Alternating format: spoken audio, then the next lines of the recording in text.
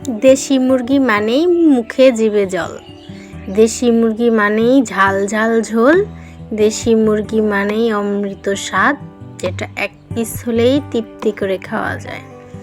Hello everyone, আসসালামু আলাইকুম, welcome back to my new video. আশা করি সকলে ভালো আছেন। আল্লাহর অশেষ রহমতে আমিও ভালো আছি। নতুন একটা ভিডিওতে আপনাদের সবাইকে স্বাগতম। আশা করি আপনারা যে যেখান থেকে দেখছেন আমার ভিডিওটি আপনাদের সবার কাছে ভালো লাগবে। তো আপনাদের সাথে গল্প করতে করতে আজকে আমি রান্নাটা সেরে ফেলবো। আর এখন ইদানিং প্রায় সবাই ভালো রান্না জানে, যেহেতু ডিজিটাল যুগ, সবাই ভালো রান্না করতে পারেন। আর যেহেতু ইউটিউব আছেই, আর ইউটিউবে আমরা যারা ভিডিও দিয়ে থাকি সবাই কিন্তু আমরা ডিটেলসটা বলার চেষ্টা করি। সো এখানে কিছু বলবো এবং আপনারা যারা জানেন তারা তো জানেনই, আর যারা জানেন না তাদের জন্য যেন উপকার হয়। তো প্রথমে আমি এই দেশি মুরগিটা কেটে নিয়েছি, ভালো করে ধুয়ে পরিষ্কার করে নিয়েছি। এটা আজকে ঝোল ঝোল রান্না করব, কষার ঝোলও থাকবে, কষা কষাও থাকবে, এরকমভাবে আর কি রান্নাটা সেরে নেব। তো আমার ভিডিওটা আপনাদের কাছে কেমন লাগছে বা লাগবে সেটা কিন্তু আপনারা পুরোটা দেখলেই বুঝতে পারবেন।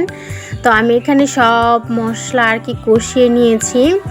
যেহেতু আমি রান্নাটা করতেছিলাম রাত্রিবেলা, তাই একটু ঢিপ দেখাচ্ছে। তো বিষয় না, আমি সব কিছু বলে দিচ্ছি, আপনারা শুনলেই বুঝতে পারবেন কিভাবে কি রান্না করবেন। আর এটাতে পেঁয়াজ বাটা দিয়েছি, যেটা সব মুরগির মাংস বলেন, গরুর মাংস বলেন, সব কিছুতে লাগেই সেটাই। তো সব কিছু মশলা দিয়ে আর কি কষিয়ে নিয়েছি। জিরা, পেঁয়াজ, তেজপাতা, দারচিনি সব কিছুই দিয়ে নিয়েছি। আর সাথে কিছু আলু দিয়ে নিলাম। আলুটা দিতাম না, দেওয়ার একটাই কারণ আমার মেয়েটা যেন খেতে পারে। তো ও আবার একটু আলু পছন্দ করে, এজন্যই আলুটা দিলাম। আর যেহেতু দেশি মুরগির ঝোল ঝোল, এটা কিন্তু কষার থেকে একটু ঝাল করে ঝোল করে রান্না করলে কিন্তু অনেক বেশি মজা হয়। তো আমি আর কি সব কিছু মশলা দিয়ে এখন সুন্দর করে কষিয়ে নেব। আর এখানে কষাতে হবে, একটু বেশি পরিমাণে কষাতে হবে, যেন মাংসের ভিতরে সব কিছু আর কি ঢুকে যায়, ভিতরে যেন প্রবেশ করে, সেভাবেই কিন্তু আর কি এখানে রান্নাটা সেরে নিতে হবে। এখানে কিন্তু আস্তে হিটে আমি যেন ঝোল কষানির ঝোলটা যেন শুকিয়ে না যায়, আমি কিন্তু সেইভাবেই করার চেষ্টা করছি, যেখানে সব কিছু আর কি সুন্দর মতো করে কষিয়ে যাবে। তো সেটাই আমি বারবার করে একটু ঢেকে দিচ্ছি, আবার একটু কষিয়ে নিচ্ছি, এরকমভাবে কিন্তু কষিয়ে নিচ্ছি। আর দেশি মুরগি আমার কাছে খেতে ভালো লাগে, তবে এটাতে হাড় বেশি থাকে। আর এটা বেবির পাপা অনেক বেশি মজা করে খায়, তাই আমি ওর জন্য আর কি একটু স্পেশালি রান্না করছি। সাথে কিন্তু একটা ধামাকা জিনিস থাকছে, আপনারা কিন্তু পুরো ভিডিওটা দেখলেই বুঝতে পারবেন যে মুরগির মাংসের সাথে কি রান্না হচ্ছে। তো এখানে আমি এই যে দেখতেই পাচ্ছেন, খুব সুন্দর করে আস্তে আস্তে কষিয়ে নিচ্ছি, হালকা হাতে নেড়ে নিচ্ছি, যেন নিচে লেগে না যায়। লেগে গেলে তো পুরো কালারও চেঞ্জ হয়ে যাবে এবং টেস্টটাও কিন্তু নষ্ট হয়ে যাবে, যার কারণে আমি আস্তে আস্তে করে আর কি নেড়ে নিচ্ছি। আর এটা ভাঙবে না, যেহেতু দেশি মুরগিগুলো একটু শক্ত টাইপের হয়, তো যতই নাড়ি না কেন এটা কিন্তু ভেঙে যাবে না বা খসে যাবে না। সো এইভাবে আর কি নেড়ে নিতে হবে। আর যত নাড়বেন তত উল্টে পাল্টে কষে আর কি ভিতরে ঢুকবে। তো সব কিছু আর কি নাড়ার ভিতরে না, যেমন ব্রয়লার মুরগি রান্না করলে একটু নাড়াচাড়া করলে কিন্তু দেখা যায় রানের সাইডটা খুলে যাওয়ার সম্ভাবনা থাকে। সো এটা কিন্তু ওরকম ভয় নাই, তাই কিন্তু নির্দ্বিধায় একটু নেড়ে চেড়ে নিলাম, যাতে নিচে লেগে না যায়।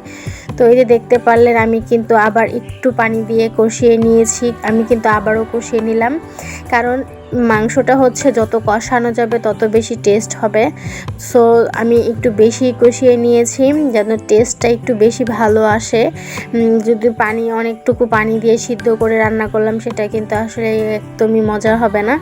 তাই আমি আগে 2 বার কষিয়ে নিয়েছি। প্রথম মশলায় কষিয়ে নিয়েছি, তারপরে হালকা একটু পানি দিয়ে পরে আবার কষিয়ে নিয়েছি। এবার একটু ঝোল দিয়ে দিলাম, কারণ মুরগির মাংস কিন্তু সিদ্ধ হতে অনেক বেশি সময় লাগে না, তাই এখন একটু ঝোল দিয়ে নিয়েছি। ঝোলটা কিন্তু একেবারে অল্প দিয়ে দিয়েছি। আর দিক দিয়ে কিন্তু আমি ভাতও বসিয়ে দিয়েছি, 2 চুলায় আর কি রান্না হচ্ছে, তাড়াতাড়ি করেই হয়ে যাবে। কালারটা কিন্তু খুব বেশি সুন্দর আসছে, দেখতেই পাচ্ছেন ঝাল ঝাল আর কি একটা মানে দেখাই যাচ্ছে যে ঝাল হবে তরকারিটা। তো ফাইনালি আমার কিন্তু রান্না হয়ে গিয়েছে। আমার কিন্তু এই যে একটু ঝোল রেখেছি, কারণ দেশি মুরগির ঝোলটাই খেতে কিন্তু অনেক বেশি মজা। তো সেই জন্য আমি একটু আর কি ঝোল ঝোল করে রান্নাটা করলাম। একেবারে মানে অনেক বেশি ঝোলও হয়নি, আবার একেবারে কষা কষাও হয়নি। এই টাইপের রান্নাটাই কিন্তু অনেক বেশি মজা হয় মুরগির মাংসের ভিতরে। তো এখানে আমি রাতে হচ্ছে চাল ভিজিয়ে রেখেছিলাম, চাল ভিজিয়ে রেখেছি হচ্ছে একটা পিঠা করব বলে। তো আমি হচ্ছে এতগুলো আর কি বেটে নিয়েছি পাটায়। এভাবে বেটে রান্না করলে কিন্তু অনেক বেশি মজা হয়, গুঁড়াটাও অনেক বেশি মজা হয়। তারপরে হচ্ছে হাতে বাটা থাকলে এটাও কিন্তু ভালো লাগে খেতে। তো আমি কি পিঠা তৈরি করব আপনারা সবাই দেখেন। এখানে হচ্ছে আমি এটাকে আমাদের টাঙ্গাইলে বলে হচ্ছে টাঙ্গাইলের একটা ঐতিহ্যবাহী পিঠা। এই পিঠাটার নাম হচ্ছে আমরা বলি উট পিঠা। তো এই উট পিঠাটা কিন্তু অনেক বেশি মজা হয়, অনেক বেশি মানে এত বেশি মজা হয় আর সবাই অনেক বেশি পছন্দ করে। সো এটা কিভাবে বানিয়েছি সেটা একটু আপনাদের সাথে আমি শেয়ার করি, যদিও আমি ভিডিও ক্লিপটা নিতে ভুলে গিয়েছিলাম আর কি, সেজন্য হচ্ছে নিতে পারিনি।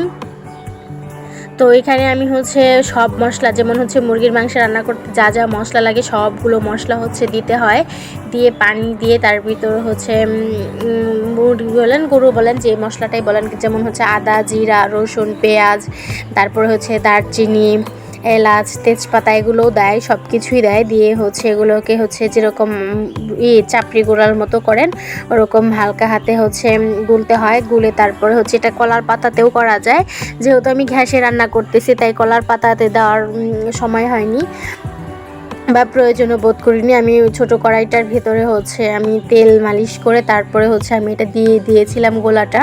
তো পরে দেখতেই পাচ্ছেন সেই রকম কিন্তু করার মানে ইটাই আর কি উঠেছে, গোল হয়েছে।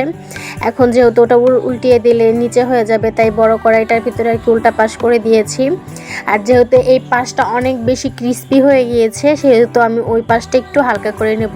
অবশ্য দুইটা পাশই করলে অনেক বেশি মজা হয়, সেজন্য হচ্ছে আমি একটা পাশ করছি যে বাবু আর কি একটু যেন খেতে পারে। দুই পাশ করলে দেখা যাবে যে একটু মানে ও তো উপর থেকে খাওয়া শুরু করে দেয়, যেন ওর দ্বিধা না হয় তার জন্য আমি আর কি একটু ওর নিচেরটা একটু ক্রিস্পি মানে কম করেছি, এই পাশটা একটু বেশি করেছি।